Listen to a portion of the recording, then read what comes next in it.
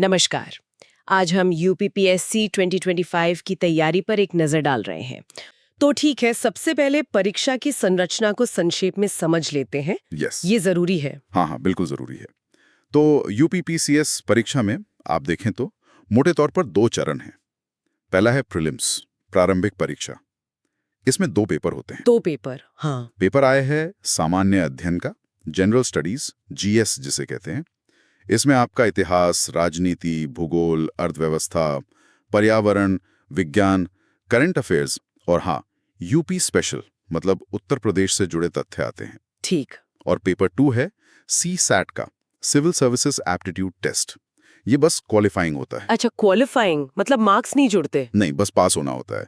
इसमें reasoning, comprehension, basic गणित वगैरह आता है। इसके बाद आता है मेंस, मुख्य परीक्षा। और यहीं पर मतलब असली खेल है। ज्यादा ध्यान इसी पर देना होता है।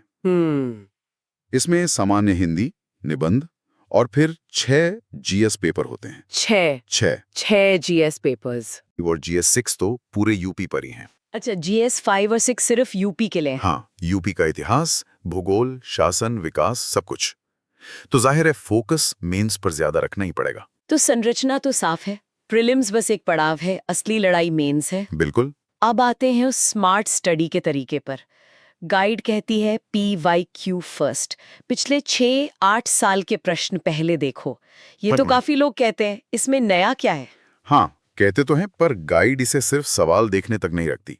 ये इसे मतलब पूरी तैयारी की दिशा तय करने वाला मानती है। दिशा तय करने वाला कैसे? कि पिछले 6-8 साल के PYQs देखने से सिर्फ ये नहीं पता चलता कि क्या पूछा गया, बल्कि ये भी समझ आता है कि कैसे पूछा गया, किन टॉपिक्स का वजन ज्यादा है, कौन सी चीजें बार बार आ रही हैं। इसके आधार पर गाइड कहती है कि हर विषय के लिए 20-30 हाई यील्ड टॉपिक्स की लिस्ट बनाओ। हाई यील्ड टॉपिक्स जैसे जैसे बजट हो गया, संविधान के मूल अधिकार, नीति निर्देशक तत्व, जरूरी एक्ट्स, नदियां, बांध, यूपी की योजनाएं, इस तरह के।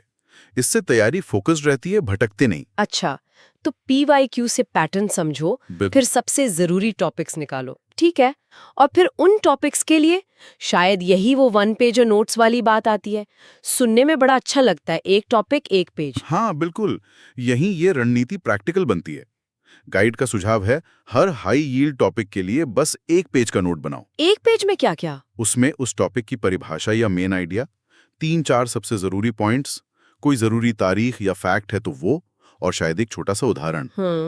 अब सोचिए, रिवीजन कितना आसान हो जाएगा। पूरी किताब या लंबे नोट्स की जगह बस एक पन्ना देखना है। ये रिवीजन के टाइम बहुत कीमती साबित हो सकता है। ये बात तो है, रिवीजन में तो बहुत मदद मिलेगी।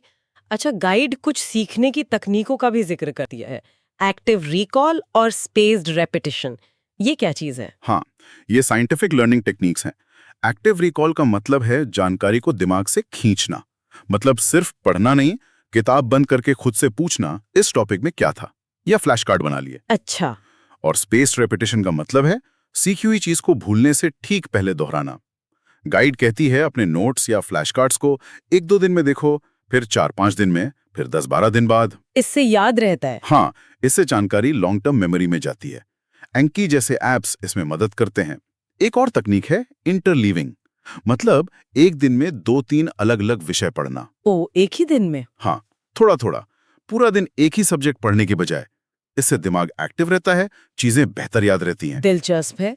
ये तो रटने वाले तरीके से काफी अलग है। अच्छा, पढ़ाई के घंटों पर क्या कहती है गाइड? क्या 12-14 घंटे पढ़ना ही पड़ेगा? नहीं, गाइड इस पर बहुत साफ है। क्वालिटी ज्यादा जरूरी है, क्वांटिटी नहीं। मतलब 6 घंटे फोकस के साथ पढ़ना, वो 10 घंटे बिना फोकस के या मोबाइल देखते हुए पढ़ने से कहीं बेहतर है। बात एकाग्रता की है। और नोट्स की भाषा, हिंदी या इंग्लिश? जिसमें आप सहज हों, जिसमें आसानी से सोच सकें, रिवीजन कर सकें।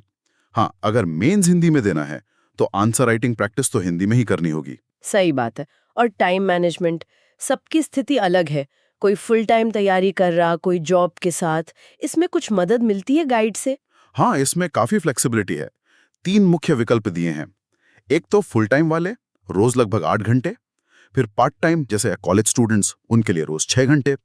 और वर्किंग प्रोफेशनल्स, वो हफ्ते में 3-4 घंटे रोज और वीकेंड पर ज्यादा समय दे सकते हैं।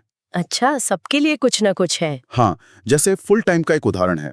सुबह जल्दी उठकर प्लान बनाना, फिर जीएस के लिए 90-120 मिनट के deep work block. Deep work मतलब बिना डिस्टरबेंस के? बिल्कुल, फोन वगैरह सब दूर। फिर सी सेट प्रैक्टिस, रिविजन, थोड़ा आंसर राइटिंग, करंट अफेयर्स। और हाँ, 7-8 घंटे की नींद पर भी उतना ही जोर है। यानी बैलेंस बहुत जरूरी है, सेहत का भी ध्यान रखना है। बिल्कुल। ये डीप वर्क ब्लॉक का आइडिया अच्छा लगा। कोई और प्रैक्टिकल टिप है टाइम मैनेजमेंट के लिए? हाँ, कुछ और तकनीकें हैं, जैसे ये 90-120 मिनट वाले ब्लॉक तो हैं ही, फोन दूर रखना और समय को छोटे हिस्सों में बांटने के लिए पोमोडोरो तकनीक। पोमोडोरो, वो 25 मिनट काम 5 मिनट ब्रेक वाला? हाँ, वही। या फिर 50 मिनट काम, 10 मिनट ब्रेक। इससे लंबे टाइम तक फोकस बना रहता है, थकान भी कम होती है। ये सब सुनने में तो बहुत व्यवस्थित लग रहा है। क्या गाइड कोई ठोस टाइमलाइन या रोड मैप भी देती है, खासकर प्रीलिम्स के लिए? हाँ, एक 12 हफ्ते का प्रीलिम सेंट्रिक रोड मैप सुझाया गया है, जिसे लोग अपनी जरूरत के हिसाब से बदल भी सकते हैं। 12 हफ्ते का प्लान कैसा है वो? इसे 4 फेज में बांटा है। सप्ताह 1 से 4 यह है फाउंडेशन, एनसीईआरटी और स्टैंडर्ड बुक्स के जरूरी चैप्टर पढ़ना, करंट अफेयर्स नोट्स बनाना शुरू करना, रोज सीसैट प्रैक्टिस, बेसिक समझ बनानी है। ठीक है, नींव रखना। सप्ताह 5 से 8 यह है कंसोलिडेशन। अब पीवाईक्यूज का गहरा एनालिसिस करना, मैप वर्क करना, नदियां, पार्क, झीलें, यूपी के जिले और हर हफ्ते एक मॉक टेस्ट और उसका एनालिसिस। मजबूती लाना। सप्ताह 9 से 11 ये इंटेंसिव फेज है। रिवीजन और मॉक्स, हफ्ते में 2-3 मॉक टेस्ट, अपनी गलतियों का रिकॉर्ड रखना जिसे एरर लेजर कहा है, 1 पेजर नोट्स और फैक्ट्स बार बार दोहराना, सीसैट के भी फुल मॉक देना। एरर लेजर मतलब गलतियों की लिस्ट। हाँ, क्या गलती हुई, क्यों हुई, ये सब लिखना। अच्छा, और आखिरी हफ्ता? सप्ताह 12 यह है एग्जाम टेपर, मतलब अब कुछ नया नहीं पढ़ना, सिर्फ रिवीजन, खासकर कमजोर हिस्सों का, पिछले मॉक्स का एनालिसिस देखो और सबसे जरूरी नींद और खाने का शेड्यूल ठीक करना, ताकि एग्जाम वाले दिन एकदम फ्रेश रहें। बिल्कुल। ये 12 हफ्तों का प्लान तो काफी टारगेटेड लग रहा है। अब आते हैं प्रैक्टिस पर। सिर्फ पढ़ना ही है या प्रैक्टिस का भी कोई तरीका बताया है? अरे प्रैक्टिस पर तो बहुत जोर है। गाइड कहती है रोज 40 से 80 एमसीक्यू सॉल्व करने का टारगेट रखो, अलग अलग सब्जेक्ट से। 40-80 काफी है। हाँ। और मॉक टेस्ट देने के बाद स्कोर देखकर खुश या दुखी नहीं होना है, उसका विश्लेषण करना है। वो जो एरर रजिस्टर की बात की थी ना, हाँ, उसमें लिखना है कि गलती क्यों हुई, कॉन्सेप्ट नहीं पता था, फैक्ट भूल गए, अंदाजा गलत लगा या टाइम कम पड़ गया। इससे कमजोरी पता चलती है। टॉपिक वाइज मिनी टेस्ट भी देने चाहिए। और CSAT का क्या? लोग अक्सर इसे हल्के में ले लेते हैं। यही तो गलती है। गाइड इससे बचने को कहती है। CSAT के लिए रोज रीडिंग कॉम्प्रिहेंशन RC के कुछ पैसेज सॉल्व करो और क्वांट की प्रैक्टिस करो। OMR शीट पर टाइम मैनेजमेंट की प्रैक्टिस भी जरूरी है। Time management? हाँ, ताकि पता चले कि जीएस में 1 घंटे में कितने सवाल हो पा रहे हैं। लक्ष्य रखो 65-75 सवाल प्रति घंटा। और एक और टिप है, जो सवाल मॉक में गलत हुए उन्हें 48 घंटे बाद और फिर 7 दिन बाद दोबारा सॉल्व करो। ओह, ताकि वो गलती पक्की हो जाए। मतलब सुधर जाए। हाँ, बिल्कुल। ताकि वो गलती दोबारा ना हो। और हाँ, दोस्तों या मेंटोर के साथ वीकली डिस्कशन भी फायदेमंद है। प्रीलिम्स की बात तो काफी हो गई। अब मेंस की तैयारी, जहां असली चुनौती है आंसर राइटिंग। इसके बारे में क्या कहती है गाइड? गाइड का सुझाव है कि बेसिक समझ बनने के बाद रोज आंसर राइटिंग प्रैक्टिस शुरू करो। शुरू में रोज 1-2 छोटे उत्तर लिखो, 150-200 शब्दों वाले। रोज 1-2, ठीक है, पर लिखें कैसे? एक स्ट्रक्चर फॉलो करना है। हर उत्तर में एक साफ ढांचा हो। 1 इंट्रोडक्शन, 1-2 लाइन में सवाल का कॉन्टेक्स्ट या main point. 2 body, 3-5 main points, हर पॉइंट को 2-3 लाइन में समझाओ, उदाहरण दो, बुलेट्स या सब हेडिंग्स यूज कर सकते हो। 3 निष्कर्ष, 1-2 लाइन में समरी या कोई सुझाव, समाधान या फ्यूचर आउटलुक। ठीक है, इंट्रो, बॉडी, कंक्लूजन, ये तो स्टैंडर्ड है, पर UPPCS के लिए कोई खास टिप है उत्तर बेहतर बनाने की? हाँ, एक बहुत जरूरी बात, जहां भी मुमकिन हो अपने उत्तर में यूपी से जुड़े उदाहरण, आंकड़े या केस स्टडी डालो। अच्छा, UP स्पेसिफिक? हाँ, इससे पता चलता है कि आप राज्य के मुद्दों को समझते हैं। हिंदी माध्यम वालों के लिए सरल, साफ भाषा यूज करने की सलाह है। हेडिंग्स, बुलेट्स का इस्तेमाल करो और एथिक्स के पेपर के लिए खास तैयारी करनी होगी। एथिक्स के लिए क्या खास? 15-20 नैतिक मूल्य जैसे ईमानदारी, निष्पक्षता की परिभाषा उदाहरण तैयार रखो, कुछ नैतिक फ्रेमवर्क समझो और करीब 30 तरह की केस स्टडीज के लिए टेम्पलेट्स बनाकर रखो। और हाँ, किसी मेंटर या दोस्त से रेगुलर फीडबैक लेना बहुत जरूरी है। और निबंध का पेपर ऐसे? उसके लिए हफ्ते में 2 निबंध लिखो। लिखने से पहले 10-15 मिनट आउटलाइन बनाओ, क्या पॉइंट्स होंगे, किस ऑर्डर में होंगे। सामाजिक, राजनीतिक, यूपी विशेष, नैतिक विषयों पर कुछ अच्छे उदाहरण, कोड्स, आंकड़े इकट्ठे करके रखो। तो अगर हम देखें प्रीलिम्स हो या मेंस, एक चीज बार बार आ रही है, अच्छे नोट्स और उनका रिवीजन। ये शायद सबसे अहम है। बिल्कुल सही पकड़ा आपने। ये 1 पेजर नोट्स वाली स्ट्रैटेजी रिवीजन को आसान बनाती है। इसके अलावा गाइड कुछ और रिवीजन टेक्निक्स पर जोर देती है। जैसे रोज रात को सोने से पहले 20-30 मिनट उस दिन का पढ़ा हुआ फटाफट रिवाइज करो। Daily revision. हाँ, फिर वीकली रिवीजन, हर हफ्ते के अंत में पूरे हफ्ते का पढ़ा हुआ रिवाइज करो। ठीक। फैक्ट्स, डेट्स, स्कीम्स के लिए फ्लैश कार्ड्स बनाओ, चाहे कागज पर या अंकी जैसे ऐप पर, और उन्हें स्पेस्ड रेपिटेशन से दोहराओ। हाँ, वो तकनीक जो पहले बताई थी। बिल्कुल।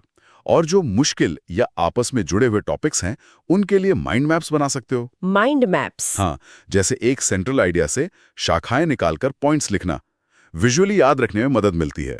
यूपीपीसीएस में यूपी स्पेशल पर पकड़ बहुत जरूरी मानी जाती है। गाइड इस पर क्या कहती है? क्या क्या पढ़ना चाहिए इसमें? हाँ, यूपी विशेष तैयारी को बढ़त बनाने का एक बड़ा जरिया माना गया है। गाइड के मुताबिक इसमें खास तौर पर पढ़ना चाहिए यूपी का इतिहास, खासकर 1857 किसान आंदोलन, स्वतंत्रता संग्राम में यूपी का रोल, यूपी की योजनाएं और सूचकांक, ओडीओपी जैसी फ्लैगशिप स्कीम्स, राष्ट्रीय योजनाओं का यूपी में परफॉर्मेंस, लेटेस्ट बजट इंडेक्स में यूपी की रैंकिंग, यूपी का भूगोल, नदियां, नहरें, मिट्टी, कृषि, खनिज, उद्योग, वाइल्ड लाइफ सेंचुरीज, जिलों की जानकारी, यूपी के सामाजिक संकेतक, एचडीआई, एसडीजी, शिक्षा, स्वास्थ्य, लिंगानुपात के आंकड़े, और यूपी करंट अफेयर्स, सरकार के फैसले, नीतियां, नियुक्तियां वगैरह। ये तो काफी कुछ है। हाँ, पर ये जरूरी है। इसके लिए सरकारी वेबसाइट्स, रिपोर्ट्स देखनी होंगी। अब बात करते हैं मॉक टेस्ट की रणनीति की। हाँ। अक्सर लोग बहुत सारे मॉक टेस्ट देने लगते हैं। क्या गाइड भी यही कहती है? नहीं, यहाँ भी गाइड क्वालिटी पर जोर देती है, क्वांटिटी पर नहीं। तो क्या रणनीति है? रणनीति ये है, शुरू के महीनों में टॉपिक टेस्ट और सेक्शनल मॉक दो ताकि कमजोरी पता चले। बीच के फेज में हर 10-15 दिन में एक फुल लेंथ मॉक दो और उसका बहुत डीप एनालिसिस करो। आखिरी 6-8 हफ्तों में हफ्ते में 1-2 फुल मॉक दो, बिल्कुल एग्जाम जैसे माहौल में, टाइम लिमिट के साथ OMR शीट पर। और सबसे जरूरी क्या है? विश्लेषण, एनालिसिस। गाइड कहती है मॉक देने में जितना टाइम लगे उससे डबल टाइम एनालिसिस में लगाओ। Double time? हाँ, हर मॉक के बाद अपनी टॉप 5-10 कमजोरियां पहचानो और अगले हफ्ते उन्हें सुधारो। एक टेम्पलेट भी दिया है एनालिसिस के लिए, सवाल नंबर, सही जवाब, आपका जवाब, गलती का कारण, concept, fact, silly mistake, time, कैसे सुधारें, दोबारा कब टेस्ट करें। विश्लेषण पर इतना जोर, ये ध्यान रखने वाली बात है। अच्छा, गाइड कुछ आम गलतियों का भी जिक्र करती है जिनसे बचना चाहिए। हाँ, कुछ कॉमन मिस्टेक्स बताई हैं। पहला, बिखरे हुए नोट्स बनाना। समाधान, टॉपिक खत्म होते ही 1 पेजर बना लो। दूसरा, मॉक देकर एनालिसिस न करना। समाधान, एनालिसिस पर डबल टाइम दो। तीसरा, CSAT को हल्के में लेना। समाधान, रोज प्रैक्टिस करो। चौथा, हमेशा नई चीजें पढ़ने की कोशिश। समाधान, पहले बेसिक्स पक्के करो, PYQ और हाई यील्ड टॉपिक्स पे फोकस रखो। पांचवा, और हेल्थ को इग्नोर करना। समाधान, नींद, खाना, थोड़ी एक्सरसाइज जरूरी है। ये गलतियां तो सच में बहुत आम है। तैयारी का ये सफर लंबा और थकाने वाला हो सकता है। मोटिवेशन और मेंटल हेल्थ के लिए गाइड में क्या सुझाव है? हाँ, ये बहुत जरूरी है। कुछ प्रैक्टिकल टिप्स हैं। रोज छोटी जीतें हासिल करो। दिन के 3 छोटे टारगेट रखो और पूरे करो। कॉन्फिडेंस बढ़ता है। मेहनत के बाद इनाम। हफ्ते भर डिसिप्लिन में रहे तो वीकेंड पर छोटा सा ब्रेक या रिवॉर्ड दो खुद को। जवाबदेही, किसी दोस्त या मेंटर से प्रोग्रेस शेयर करो। माइक्रो हैबिट्स, छोटी अच्छी आदतें बनाओ। फिक्स टाइम पर उठना, 20 मिनट्स वॉक, सोने का टाइम फिक्स करना। अच्छा। तनाव कम करो, स्ट्रेस हो तो 10 मिनट गहरी सांस लो, नींद पूरी लो, सोशल मीडिया कम करो और लक्ष्य की कल्पना करो। रोज कुछ मिनट अपने गोल के बारे में सोचो, ये मोटिवेशन देता है। संसाधनों की बात करें तो क्या गाइड बहुत सारी किताबों की लिस्ट देती है? अक्सर लोग इसी में उलझ जाते हैं। नहीं, यही गाइड फिर से स्मार्ट है, लिस्ट लिमिटेड और असरदार है।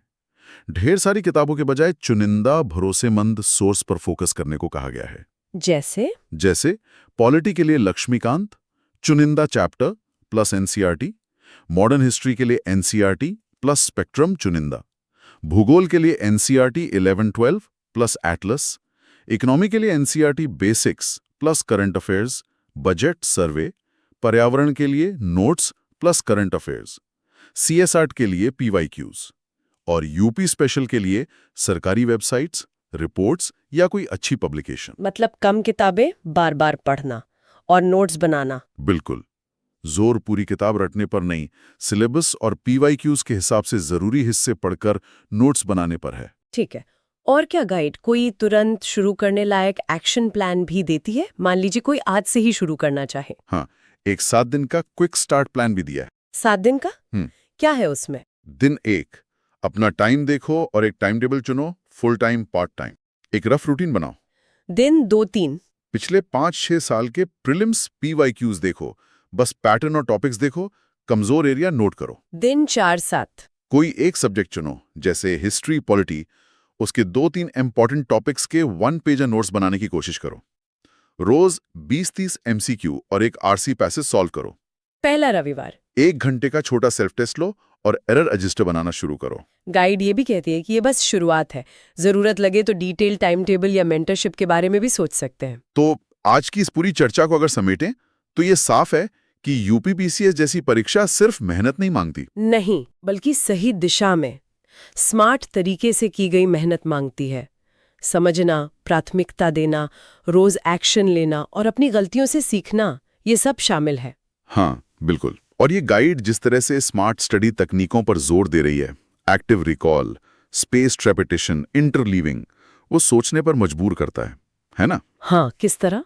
कि क्या ये तरीके सिर्फ प्रतियोगी परीक्षाओं तक ही सीमित हैं या आने वाले समय में, मतलब हमारे सीखने और सिखाने के जो पारंपरिक तरीके हैं उनमें भी बदलाव की जरूरत है? क्या जानकारी को सिर्फ लेने के बजाय उसे प्रोसेस करने, याद रखने और इस्तेमाल करने के ये तरीके ज्यादा असरदार साबित होंगे? ये तो बहुत दिलचस्प सवाल है। हाँ, ये एक विचारणीय प्रश्न है जो शायद इस गाइड के दायरे से भी आगे जाता है। बिल्कुल, एक ऐसा सवाल जिसके बारे में शायद हम सभी को सोचना चाहिए। आज की ये गहरी पड़ताल यहीं समाप्त होती है।